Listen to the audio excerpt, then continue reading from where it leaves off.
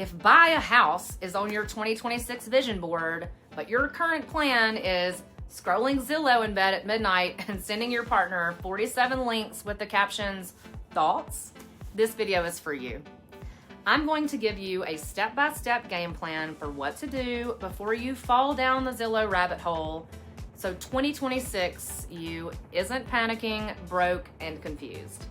I'm all about straight talk, no drama real estate. Let's get your 2026 home goals out of fantasy mode and into we're actually doing this mode. Here's the thing about home buying. Everybody thinks they'll get serious in the spring. Spring comes, life happens, rates move, you get busy, and suddenly it's Thanksgiving again, and you're still in the same rental, complaining about the same landlord. Buying in 2026 doesn't start in 2026. It starts now with boring, unsexy, grown-up steps that future you will be so grateful for. Let me give you a real example of what I don't want for you. A while back, I had a buyer who'd been thinking about buying for over a year. They were sending each other Zillow links in bed, scrolling social media, saving TikToks about dream kitchens, all the things. But what they didn't do was talk to a lender. They didn't look at their real budget. They did not at all get serious about their timeline. Fast forward to the spring, their lease was ending, their landlord wanted to sell the place, and suddenly they were in full panic mode. Now every house felt like an emergency decision, and every hiccup felt like a crisis, because there was no margin in the plan. We did get them into a home, and they're happy now, but that process was way more stressful than it had to be. Starting now is about removing that panic. If 2026 is your goal, you deserve time to make thoughtful, calm decisions, not crash landing into the market at the last minute. Before we talk houses, we talk cash flow. Grab a notepad or your phone and write down these 3 things. What you currently pay in housing. That's your rent, your parking, your utilities, and your renter's insurance. Circle that number. What actually hits your bank account every month, not your salary on paper, your real take-home after taxes retirement insurance pay. Next line. What you're actually saving, not what you're intended to save, the real number going into savings or investments each month. Ask yourself, if my housing cost went up by X amount of dollars, could I still live a normal life? Eat out sometimes? Travel?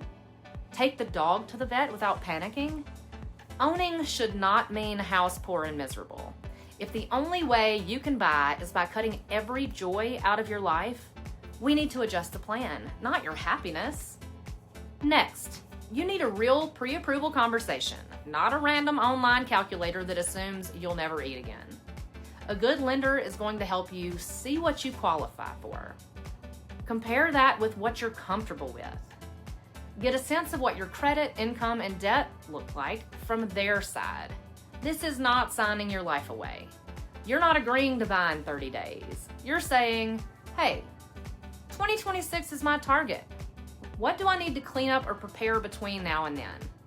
That could mean paying down a specific credit card, leaving a car loan alone instead of trading up, seasoning your savings so your down payment looks strong.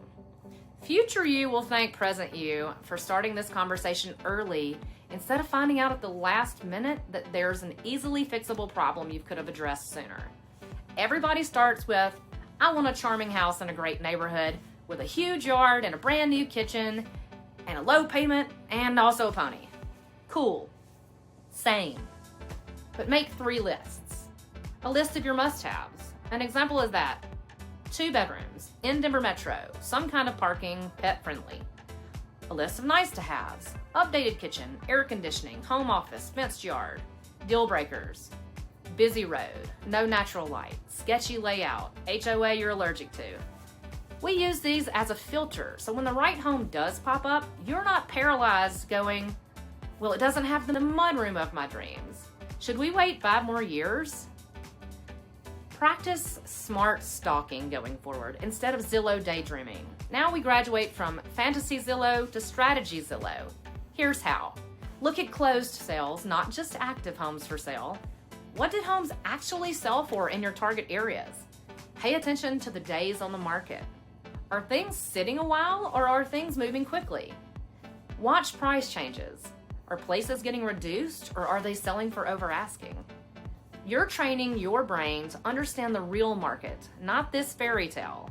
Set an alert that sends you just your criteria. I can do this too. Not every random house in Colorado. Focus. This is not Pinterest, this is recon. Let me answer a couple of questions I get all the time from future buyers.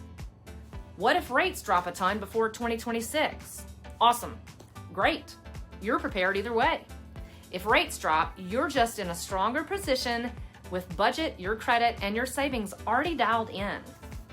Starting now doesn't lock you into today's conditions. It just gives you options. What if prices drop and I feel dumb for buying? If you buy a home that you can comfortably afford in an area where you actually want to be and you plan to be there for a while, you've won. Could the value wiggle up and down on paper? Of course. It's always going to. But you're in it for the long game. You're trading rent checks for equity and stability, not day trading houses for sport. What if I change my mind about buying it all? Then you've simply gotten your financial house in order, which is never a bad thing. None of this prep forces you to buy. It just gets you ready if you decide to pull the trigger. Next, what you want to do is make a digital folder called Home 2026. Inside that folder, keep your savings and down payment progress, notes from your lender's conversation, your must-have, nice-to-have deal-breaker list, a few saved homes that sold that feel like the right vibe and budget. This is your launch pad. When 2026 rolls around and it's really go time, we're not starting from scratch. We're just moving from prep to execution. If buying a home in 2026 is on your wish list, the biggest mistake you can make is waiting until 2026 to start acting like a buyer. Start now, quietly, strategically, no pressure, no panic. If you're in the Denver metro area and want help building your 2026 game plan, a real one, not just a Pinterest board, I'm happy to be your guide. There's a link in the description where you can reach me directly. We'll look at your numbers, your timeline, and your lifestyle and figure out what's realistic and how to get there without losing your mind. Hit like if this was helpful, subscribe for more straight talk Denver real estate content, and drop a comment with 2026 if that's your target year so I know who's already planning. I'm always available to help in any way. Thanks for watching.